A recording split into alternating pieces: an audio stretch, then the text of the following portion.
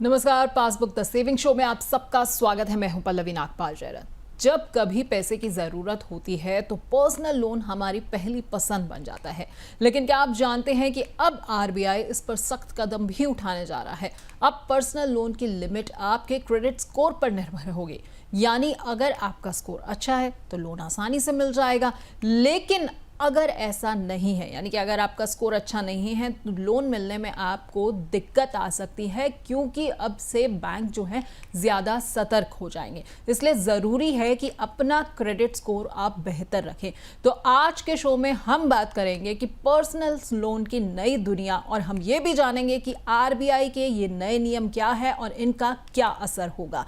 तो आज के शो में हम चर्चा करने वाले हैं कि पर्सनल लोन को लेकर आरबीआई के क्या नए निर्देश हैं, पर्सनल लोन की लिमिट अब कैसे तय होगी। इसके अलावा बात करेंगे कि क्रेडिट स्कोर क्या है और ये क्यों इतना जरूरी है, और साथ ही चर्चा होगी कि लोन लेने वाले और बैंक दोनों की जिम्मेदारी कैसे बढ़ने जा रही है। तो ये सारी चीजें हम समझेंगे, लेकिन उससे पहले हम ये जानते हैं कि नए नियमों से संध्या जैसे लोगों पर आखिरकार क्या असर पड़ेगा। मुंबई की आईटी प्रोफेशनल संध्या ने 50,000 रुपए का पर्सनल लोन लिया। उनके पास पहले से होम और कार लोन थे। ईएमआई चुकाने में थोड़ी दिक्कत हुई तो बैंक की तरफ से बार बार कॉल आने लगे। अब आरबीआई कह रहा है कि ऐसी स्थिति से बचने के लिए बैंकों को सावधानी बरतनी होगी और लोन लिमिट क्रेडिट स्कोर पर तय करनी होगी। यानी जितना बेहतर आपका स्कोर होगा उतनी ज़्यादा लिमिट और उतना ही आसान शर्तें। तो जितना ज़्यादा बेहतर आपका स्कोर होगा उतनी ही आसानी से आपको लोन मिल जाएगा। क्या है ये नए नियम और इन पर क्या कैसे जो है आप पर इनका असर होगा, इस पर चर्चा करने के लिए आज हमारे साथ एक खास मेहमान जुड़ रहे हैं। हमारे साथ कंप्लीट सर्कल कैपिटल के मैनेजिंग पार्टनर अंकुश पहूजा जुड़ रहे हैं। अंकुश जी, आपका बहुत बहुत स्वागत है। Thank you Pallavi ji for this opportunity और शो में बुलाने के लिए। तो अंकुश जी, सबसे पहले मैं आपसे ज़रा यही समझना चाहूँगी कि पर्सनल लोन जिसकी आज हम चर्चा कर रहे हैं, उसकी लिमिट जो है वो क्रेडिट स्कोर पर आखिरकार कैसे डिपेंड करेगी। कैसे हमारा क्रेडिट स्कोर जो है वो ये तय करेगा कि हमें पर्सनल लोन जो है मिलना है, नहीं मिलना है, कितनी आसानी से मिलना है। देखिए पल्लवी जी, सबसे पहले तो ये बात हमें समझनी पड़ेगी कि लोन एक बहुत ही अहम भूमिका निभाता है किसी भी इकोनॉमी की ग्रोथ में या फिर किसी भी इंडिविजुअल की पर्सनल ग्रोथ में। क्योंकि अगर आपको लोन की अवेलेबिलिटी करवाई जाएगी बैंक या नॉन बैंकिंग इंस्टीट्यूशंस की तरफ से, तो आप प्रैक्टिकली इन्वेस्ट कर पाएंगे, उस लोन से कोई एसेट बना पाएंगे और उस लोन से आप उसको सर्कुलेट कर पाएंगे उस पैसे को, जिससे इकोनॉमी मूव करेगी। सो वो लोन प्रैक्टिकली जो देना होता है, जो भी बैंक किसी भी बोरोवर को लोन देता है, उसकी कुछ शर्तें हैं जो वो शर्तों को वो बोरोवर को निभाना होता है। सबसे पहली शर्त हमेशा से ये रही है कि आपकी इनकम कितनी है, आप कितना कमाते हैं, क्या वो आप लोन लेने के बाद उसकी भरपाई कर पाएंगे टाइमली या फिर आप नहीं कर पाएंगे। सेकंड, जो कुछ समय पहले से एक नई चीज इंट्रोड्यूस हुई है जो कि सिबिल स्कोर, जो हम क्रेडिट स्कोर की आज हम डिस्कशन करेंगे। सिबिल या क्रेडिट स्कोर एक बहुत अहम भूमिका निभाता है किसी भी इंस्टीट्यूशन को प्रोटेक्ट करने के लिए और एक बोरोवर को प्रोटेक्ट करने के लिए। क्योंकि अगर आप किसी भी बोरोवर ने लो क्रेडिट स्कोर पे अगर उसने बोरो किया तो डेफिनेटली उसको एक हायर रेट ऑफ इंटरेस्ट देना पड़ेगा, जो कि बैंक या एनबीएफसी नॉन बैंकिंग इंस्टीट्यूशन को जी। अगर वो उसका क्रेडिट स्कोर अच्छा होगा तो उसका maybe rate of interest कम हो सकता है और उसकी शर्तें जो है लोन देने की वो कम हो सकती हैं। सो क्रेडिट स्कोर एक अहम भूमिका निभाता है किसी भी लोन के लिए, और प्लस उसको मेंटेन करना बहुत बहुत जरूरी होता है। ठीक है, तो उसे मेंटेन करना बहुत ज़रूरी है। क्यों? क्योंकि इस पे डिपेंड करता है कि आपको लोन कितनी आसानी से मिलेगा। लेकिन हम जिन नियमों की बात कर रहे हैं, जो आरबीआई जो है नए नियम लेकर आ सकती है, उसका असर जो है आम आदमी पर कैसे पड़ेगा। जैसे अभी हमने एक छोटी सी स्टोरी भी दिखाई थी, संध्या जैसे लोग जो हैं उन पर कैसे असर जो है इन नियमों का पड़ सकता है। देखिए पल्लवी जी, जो संध्या की आपने एक इलस्ट्रेशन दी है, बहुत अच्छी इलस्ट्रेशन है। उस इलस्ट्रेशन में हम अगर बात करें कि संध्या के पास 2 लोन ऑलरेडी एग्जिस्ट कर रहे थे, उसने एक और लोन लिया पर्सनल जी। लोन, जो कि उसने maybe for any reason, किसी भी रीजन की वजह से हो सकता है, जो एग्जिस्टिंग ईएमआई वो नहीं दे पा रही हैं उसको भरपाई करने के लिए या कुछ भी। सो अब जो नियम चेंजेस कर रही है आरबीआई, जो एक्सपेक्टेड है आने वाले टाइम में, कुछ टाइम में हो जाएगा, उन चेंजेस से मेजरली इसी चीज को प्लग करने की एक इनिशिएटिव है। दैट मीन्स वो नंबर ऑफ लोन्स को भी प्लग करना चाहते हैं। जैसे कि आपने कई बार ऐसा होता है कि आप पहले एक हाउसिंग लोन लेते हैं, फिर आप एक कार लोन लेते हैं, और फिर आप एक पर्सनल लोन लेते हैं, और वो पर्सनल लोन आपका हाई रेट ऑफ इंटरेस्ट पे होता है, तो आप उसको कॉम्पनसेट करने के लिए एक नया लोन लेते हैं जो लो रेट ऑफ इंटरेस्ट पे होता है। तो प्रैक्टिकली आप एक डेट ट्रैप में एंटर कर रहे हैं। जो ये आरबीआई की आप जो रेगुलेशन चेंजेस आ रहे हैं, फर्स्टली तो ये है कि वो नंबर ऑफ लोन्स के ऊपर आपको रिस्ट्रिक्ट करेंगे। सेकंड इज जो क्रेडिट स्कोर की हम अगर बात करें, तो ये जो नियम है ये अच्छे बैंकिंग और non banking institutions already follow कर रहे हैं, और जो भी किसी भी बोरोवर का क्रेडिट स्कोर अगर एक पर्टिकुलर लेवल से ऊपर होता है तो उसको रेट ऑफ इंटरेस्ट भी कम लगता है, और उसमें जो भी उसकी टर्म्स एंड कंडीशंस होती हैं वो भी बेहतर होती हैं, वो भी इजी होती हैं। वेयर एज जो भी अगर बोरोवर 650, 700 या 750 के स्कोर पे ऊपर बोरोइंग करता है, उसके लिए रेट ऑफ इंटरेस्ट भी बहुत ज्यादा होता है, और प्लस उसको टर्म्स एंड कंडीशंस भी बहुत फॉलो करनी पड़ती हैं ताकि वो लोन ले पाए। सो जो नियम है, जो ये चेंजेस हैं, मेरे हिसाब से ये बहुत उम्दा चेंजेस हैं, क्योंकि आप एक बोरोवर को डेट ट्रैप से सेव करेंगे कि वो मल्टीपल लोन्स ना ले और उस ट्रैप में ना फंसे जहां पे उसको भरपाई करने में बहुत मुश्किल हो, और प्लस वो नंबर ऑफ लोन्स भी ज्यादा ना ले।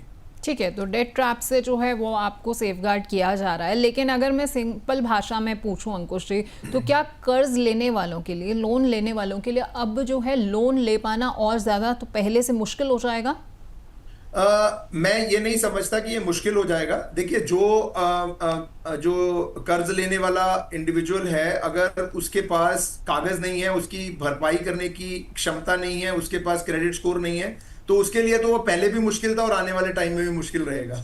लेकिन ऑन द कॉन्ट्ररी, जो एक बोरोवर है जिसके पास एक एफिशिएंट क्रेडिट स्कोर है और वो इनकम कैपेसिटी उसकी अच्छी है, उसकी रीपेमेंट कैपेसिटी अच्छी है, तो उसके लिए तो कोई प्रॉब्लम इन नियम के बदलाव से नहीं आने वाली।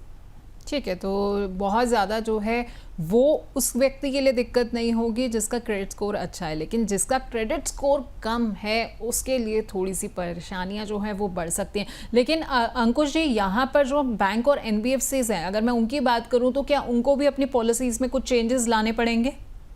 पल्लवी जी, अभी तक जो टीयर 1 बैंक्स या एनबीएफसीज हैं वो ऑलरेडी ये क्रेडिट स्कोर का जो नियम है इसको फॉलो कर रही हैं, और अच्छे क्रेडिट स्कोर को एक बेहतर रेट ऑफ इंटरेस्ट ऑफर कर रही हैं।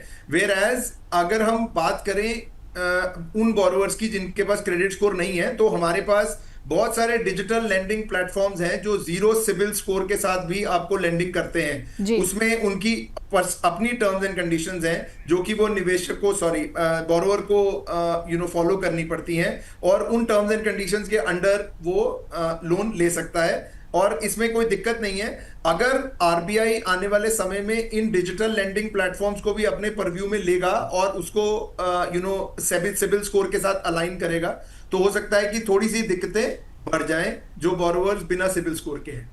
ठीक है, तो बैंकिंग और एनबीएफसीज को इतनी दिक्कत नहीं होगी, लेकिन डिजिटल लेंडिंग ऐप्स जो हैं वो बिना किसी सिबिल स्कोर के, जैसे कि अंकुश जी ने भी बताया कि दे देते हैं लोन, तो उनके लिए दिक्कतें बढ़ सकती हैं अगर आरबीआई जो है ये जितनी भी ढांचा जो है वो इन डिजिटल लेंडिंग ऐप्स के ऊपर भी लागू कर देता है। खैर, इस बीच में हमारे साथ बहुत सारे दर्शक भी जुड़ गए हैं और उनके सवाल आने हमारे पास शुरू हो गए हैं। सबसे पहला सवाल जो है वो दिल्ली से रोहित यादव का आया है। ये कह रहे हैं कि पर्सनल लोन की लिमिट जो है वो कैसे तय होती है और मुझे कितना लोन मिल सकता है, ये कैसे पता लगेगा? रोहित जी, पर्सनल लोन की सबसे पहली जो लिमिट को असेस करने का एक पड़ाव होता है वो ये होता है कि आपकी रीपेमेंट कैपेसिटी कितना है। दैट मीन आप कितना इनकम आपकी है और आप कितना रीपे कर पाएंगे लोन। सो सबसे पहला पड़ाव तो ये है। उसके बाद अगर हम सिबिल स्कोर को एक अहमियत दें तो सिबिल स्कोर एक दूसरा पड़ाव है। उस सिबिल स्कोर से आपकी दो चीजें आइडेंटिफाई होती हैं कि क्या आपको लोन दिया जा सकता है और किस रेट ऑफ इंटरेस्ट पे दिया जा सकता है। सो लिमिट दर्शाने के लिए मल्टीपल लेवल ऑफ असेसमेंट है। एक विषय पे निर्धारित नहीं किया जा सकता कि आपको कितना लोन दिया जाएगा। ठीक है, और अगला सवाल भी ले लेते हैं। पटना से संगीता वर्मा का है।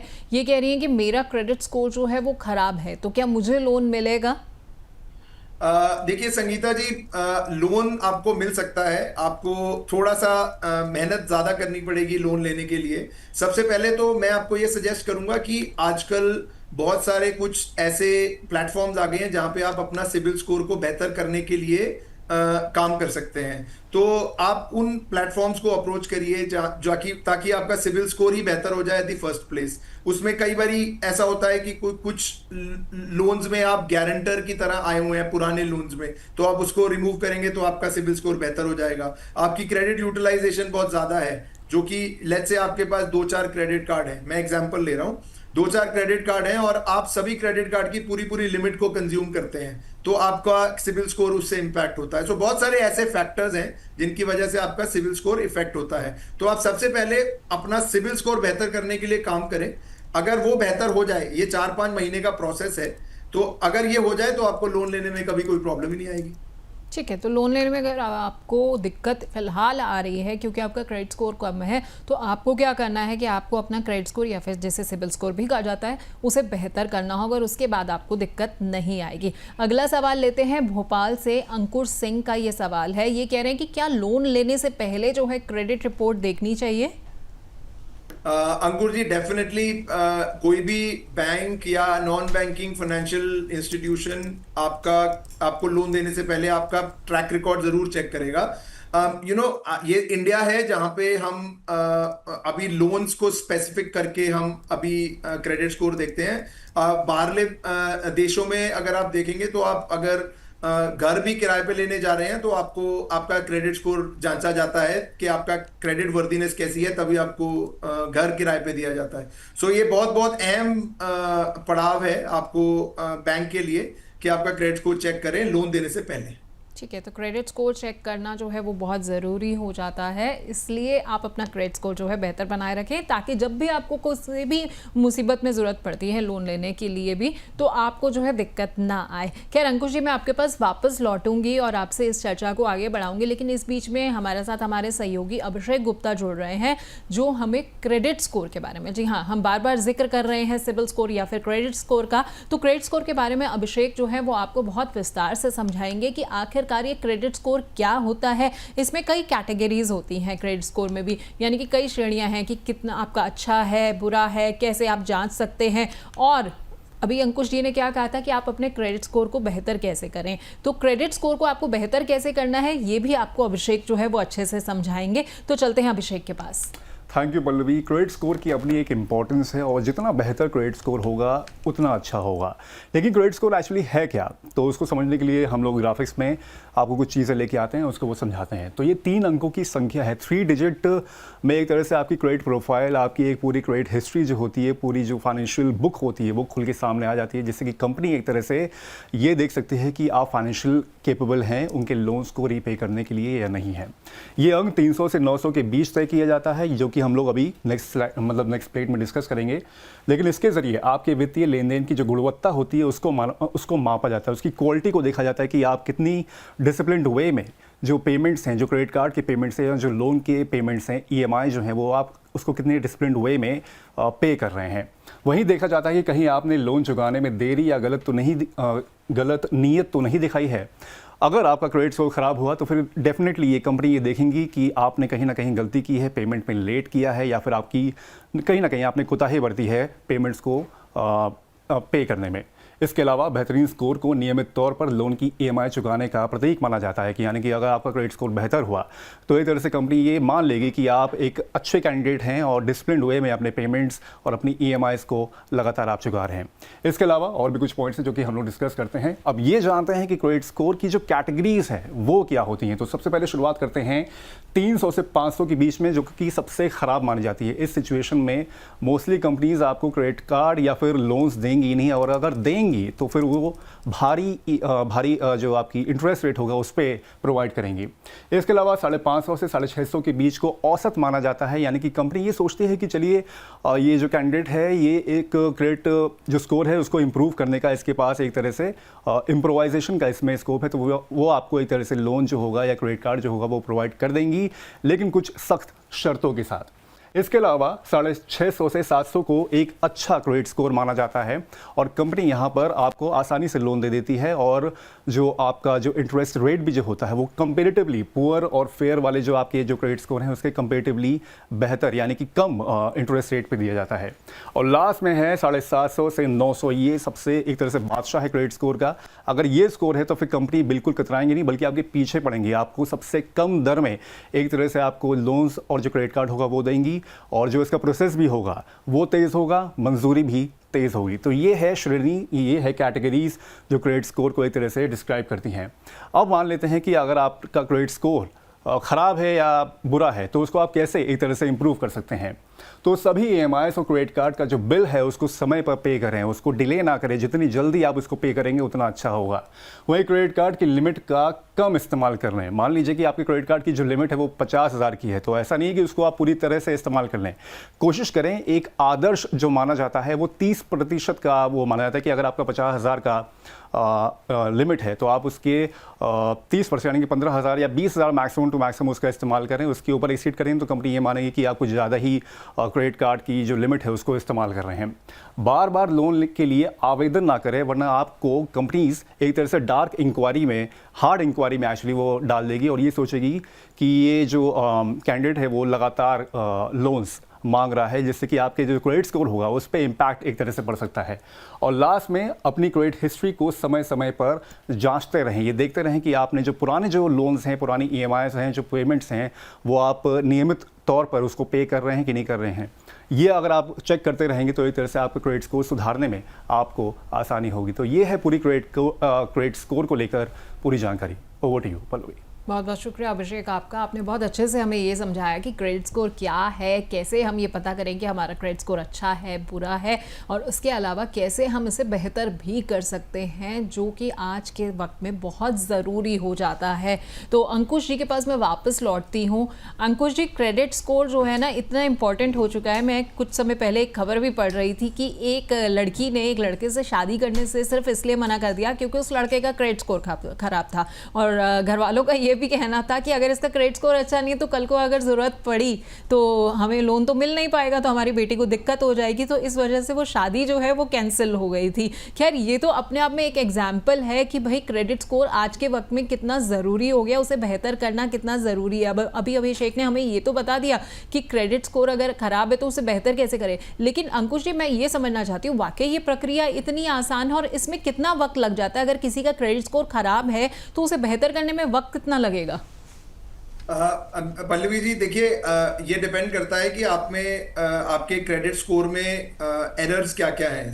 कई बारी हम एरर्स की बात करें तो सबसे पहले ये आता है कि कोई गलत फ्रॉडुलेंट लोन आपके पैन कार्ड के ऊपर रजिस्टर हो गया, जो कि आपको रिमूव करवाना पड़ेगा थ्रू दी ओरिजिनेटर। जो सिबिल है उसको आपको ग्रीवियंस डालनी पड़ेगी और वो उस चीज़ की इन्वेस्टिगेशन करके उसको रिमूव करेंगे। दूसरा रहा कि आपका कुछ पर्सनल कोई डिफॉल्ट है।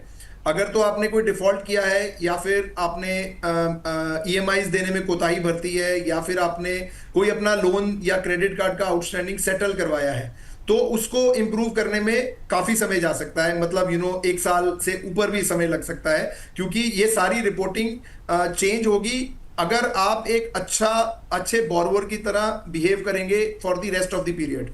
जैसे कि आज आपका कोई एंट्री आपने सेटल करी है, तो अगले 12 महीने तक अगर आप प्रॉपर अपना रीपेमेंट मेंटेन करेंगे, अपनी यूटिलाइजेशन को सब लिमिट रखेंगे, तो हो सकता है कि वो बेहतर हो जाए। और कई बार ऐसा होता है कि आप अनजाने किसी की गारंटी दे बैठते हैं और वो इंडिविजुअल डिफॉल्ट कर जाता है और आपका उससे कोई लेना देना नहीं है।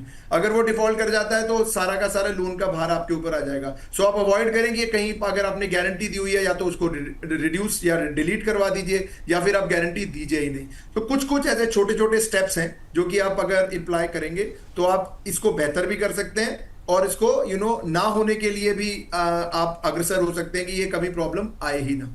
आपने कहा कि गारंटर जो है वो लोन का नहीं बनना चाहिए। इसी बीच में ना मुझे भी एक चीज़ याद आई है कि हमारे साथ एक बार ऐसा हुआ था कि एक ऐसी लड़की थी जिसने बहुत सारे लोन उठा लिए, ऑफिस में अलग अलग लोगों के जो है कॉन्टैक्ट नंबर गारंटर के तौर पे दे दिए। तो ये पॉसिबिलिटी कैसे होती है कि कई बार आपको पता ही नहीं है कि आप किसी के लोन के गारंटर बन गए हैं और उन्होंने आपके जो है आपके बिहाफ पर आपका नंबर, मोबाइल नंबर या कुछ डॉक्यूमेंट्स वगैरह, हो सकता है उसने ऑफिस का ID कार्ड वगैरह को जमा करा दिया होगा। तो ऐसी स्थिति में क्या करना चाहिए? देखिए पल्लवी जी, ये एक फ्रॉडुलेंट एक्टिविटी है। अगर आपको अननोन अगर आप अवेयर नहीं है और उन्होंने आपको गारंटर डाल दिया, फ्रॉडुलेंट एक्टिविटी है। सो इसको तो पुलिस हैंडल करेगी, लेकिन अनजाने में आप गारंटी नहीं दे सकते किसी की। आप एक डॉक्यूमेंट साइन करते हैं, बैंक आपकी KYC लेता है, उसके बेसिस पे आप गारंटी देते हैं। सो ये जो एक्टिविटी आपके साथ हुई, आपके किसी भी मित्र के साथ हुई, तो एक फ्रॉडुलेंट एक्टिविटी है, इसको रिपोर्ट करना चाहिए। अदरवाइज अननोइंगली गारंटी नहीं दी जाती। ठीक है, तो अननोइंग जो है वो गारंटी नहीं दी जाती है, और अगर आप गारंटी ले भी रहे हैं तो बहुत सोच समझ कर लीजिए। क्यों? क्योंकि इससे आपका क्रेडिट स्कोर जो है वो इम्पैक्ट हो रहा है। लेकिन हम चूंकि बात कर रहे थे पर्सनल लोन की, जो पर्सनल लोन जो है वो हमें मिलते हैं तो उसमें एक लिमिट जो होती है हमारी तय कर दी जाती है। ये लोन की लिमिट जो होती है वो कैसे तय होती है? क्या बैंक, NBFC या डिजिटल लैंडिंग ऐप्स जो है वो हमारी सैलरी देखते हैं कि कितनी आ रही है? वो ये भी देखते हैं कि भाई नौकरी इसकी स्थायी है या अस्थायी के तौर पे है? क्या क्या चीजें जो है, क्या क्या फैक्टर्स जो है वो देखते हैं? देखिए, अगर हम सैलरीड इंडिविजुअल की बात करें तो सबसे पहला फैक्टर होता है कि आजकल सारी NBFCs और बैंक्स बहुत स्मार्ट हैं। उन्होंने कॉर्पोरेट्स को कैटेगराइज कर दिया है। सो सबसे पहले अगर हम लेके लेट्स से उन्होंने एक Tier 1 कॉर्पोरेट बना दिया, तो उनके लिए उनके एम्प्लॉयज, उस Tier 1 कॉर्पोरेट के जो एम्प्लॉयज हैं उनको लोन देना उनके लिए सबसे आसान है। सो उनकी KYC और उनकी जो ड्यू डिलिजेंस है उस कॉर्पोरेट की बैंक्स ने पहले ही करके रखी हुई है, और प्लस सिर्फ एक सिबिल स्कोर वो देखा जाएगा उस बोरोवर का, और उसके बेसिस पे लोन दे दिया जाएगा। अब दूसरी बात रही कि अगर आप Tier 2 या Tier 3 की बात करें, तो वहां पे आपका सबसे पहले आपकी रीपेमेंट कैपेसिटी, दैट मींस आपकी सैलरी, आपकी इनकम, आपकी स्टेबिलिटी ऑफ जॉब, वो सारी चीजों को देखा जाएगा। उसके बाद आपका सिबिल स्कोर देखा जाएगा और फिर आपकी लोन दी जाएगी। थर्ड इज, अगर आप Tier 3 या उससे नीचे चले जाते हैं कॉर्पोरेट्स में, सैलरीड के केस में, तो उसमें बहुत सारी एडिशनल एक्टिविटीज, ये पहली 3 तो डेफिनेटली होंगी। फिर हो सकता है कि वो गारंटर ले, या फिर वो कहें कि आप हमें कोई कोलैटरल लाके दे दो। पर्सनल लोन जो है वो अनसिक्योर्ड लोन है, लेकिन हो सकता है वो कहें कि आप इसको शिफ्ट कर लें, या फिर हम आपको higher rate of interest charge करेंगे। तो मल्टीपल फैक्टर्स हैं। जो लोन देने का डिसीजन है वो सिर्फ लिमिटेड नहीं है एक फैक्टर के ऊपर, बहुत सारी चीजें उसको कुल मिला के उसको रिस्क असेसमेंट या क्रेडिट असेसमेंट को फाइनल डिसीजन पे लेके आती है। ठीक है, तो बहुत सारे फैक्टर्स जो है वो इंक्लूड किए जाते हैं, उसके बाद देखा जाता है कि किसको कितना लोन जो है देना है। लेकिन अंकुश, अगर कोई कस्टमर जो है वो डिफ़ॉल्टर है, उसने पहले भी डिफ़ॉल्ट किए हुए हैं, तो दोबारा उसको लोन मिल सकता है, नहीं मिल सकता? कितने ये चांसेस रहते हैं कि उसको दोबारा लोन मिलेगा? अगर हम अभी जो हमने क्रेडिट का जो स्कोर कार्ड देखा था, सो अगर हम उसमें देखें कि लेस देन 650 अगर किसी का स्कोर है, दैट मीन्स वो डेफिनेटली कहीं ना कहीं उसने अपना एक डिफॉल्ट किया है या कोई सेटलमेंट करी है, तो उनको लोन लेना ऑलमोस्ट इम्पॉसिबल है। सिर्फ वही इंस्टीट्यूशंस उनको लोन दे सकते हैं जो कि बिना सिविल स्कोर जांचे हाई रेट ऑफ इंटरेस्ट या very high rate of interest के ऊपर लोन देते हैं। अबव देन 650 यहाँ पे डेफिनेटली कोई डिफॉल्ट नहीं है। बोरोवर की जो रीपेमेंट कैपेसिटी है वो भी ठीक है, और वो अपना पास्ट ट्रैक रिकॉर्ड भी ठीक रखता है, तो आई डोंट थिंक सो कि उसमें कोई प्रॉब्लम आएगी। ठीक है, तो अगर अबव 650 है तो कोई दिक्कत नहीं आती है, लेकिन 650 से अगर कम स्कोर है तो कहीं ना कहीं जो है वो थोड़ी सी परेशानी जो है आपको हो सकती है कि भाई आपको लोन ना मिले। इसलिए आपको अपना सिबिल स्कोर यानी कि क्रेडिट स्कोर जो है वो बेहतर करके रखना ही चाहिए, ताकि जब भी ज़रूरत हो तो आपको जो है वो लोन मिल जाए आसानी से। खैर, कुछ और हमारे दर्शकों के सवाल आ रहे हैं, वो भी हम शामिल कर लेते हैं हमारे शो में। जयपुर से सुषमा शर्मा का सवाल है, ये कह रही है कि पर्सनल लोन की EMI अगर चूक जाते हैं, हम भूल जाते हैं भरना, तो इस पर कितना चार्ज जो है वो लगता है? देखिए, पर्सनल लोन की EMI चूकने पे हो सकता है कि बहुत सारे टाइप ऑफ एडिशनल चार्जेस लगे। बाउंसिंग चार्जेस हो सकते हैं, एडिशनल इंटरेस्ट अप्लाई हो सकता है, नंबर ऑफ डेज जितने आपने डिफॉल्ट करे उसका एक पेनल्टी लग सकती है। सो बहुत सारे ऐसे चार्जेस हैं जो कि आपकी EMI को डबल भी कर सकते हैं, और अगर आप ज़्यादा समय तक EMI नहीं चुकाते तो देन वो बहुत ज़्यादा एक डिजास्टरस सिचुएशन बन जाती है। सो मेरा सजेशन यही रहेगा कि आप अगर कोई भी पर्सनल लोन लेते हैं पहले तो समझ बूझ के लोन लीजिए और उसके बाद उसकी रीपेमेंट बिल्कुल टाइम से करें।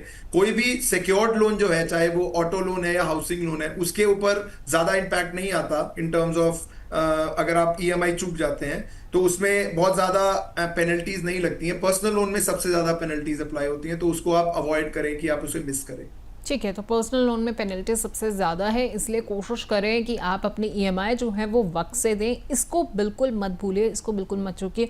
क्योंकि जैसे कि अंकुश जी ने बताया, इसमें सबसे ज़्यादा पेनल्टीज जो है वो लगती हैं। अगला सवाल इंदौर से संदीप गुप्ता का है। ये कह रहे हैं कि अगर मेरे नाम पर पहले से ही 2 लोन चल रहे हैं तो क्या मुझे तीसरा लोन मिल पाएगा? संदीप जी, देखिए, इसी चीज को प्लग करने के लिए जो नई पॉलिसी आरबीआई की अंडर द वर्क्स है वो आ रही है। सो नंबर ऑफ लोन्स के ऊपर एक लिमिटेशन अप्लाई कर दी जाएगी। जो सिक्योर्ड लोन्स है और अनसिक्योर्ड लोन्स है उसकी एक पर्टिकुलर नंबर का लिमिट बना दिया जाएगा। सो अभी एट द मोमेंट हो सकता है कि आपको एक तीसरा लोन या चौथा लोन भी मिल जाए, लेकिन पॉलिसी आने के बाद क्या वो शेप होगी, क्या वो आउटकम आएगा, वो डिपेंड करता है। तो at the moment I don't think कि कोई प्रॉब्लम होनी चाहिए आपके लिए।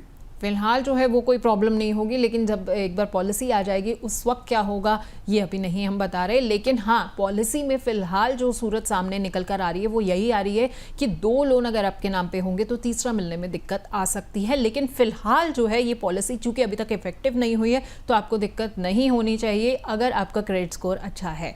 सूरत से अगला सवाल अंकिता चौहान का है। ये कह रही है कि ईएमआई चुकाने में देरी से क्रेडिट स्कोर पर कितना असर पड़ता है। ये अंकुश जी बहुत बड़ा सवाल है, क्योंकि हम काफ़ी देर से क्रेडिट स्कोर की चर्चा भी कर रहे थे। तो अगर ईएमआई चुकाने में देरी हो जाती है तो क्रेडिट स्कोर पर इम्पैक्ट कितना आता है? अंकिता जी, आपके क्रेडिट स्कोर के ऊपर इमीडिएटली इंपैक्ट नहीं आता है।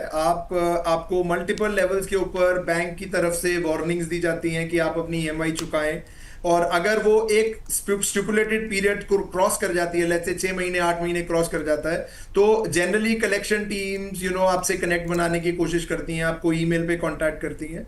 तो आफ्टर अ स्टिपुलेटेड पीरियड वो इंपैक्ट करता है directly to the credit score.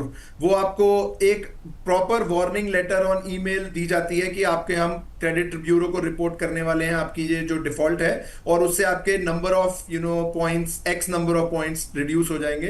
तो वो एक टाइम बाउंड एक्टिविटी है, 6 महीने 12 महीने, उसका एग्जैक्ट टाइमिंग मेरे को ऐसे आइडिया नहीं है, लेकिन कुछ समय के बाद वो रिपोर्टिंग हो जाती है। ठीक है, तो कुछ समय जो है वो लगता है और उसके बाद जो है वो इम्पैक्ट आना नज़र आता है।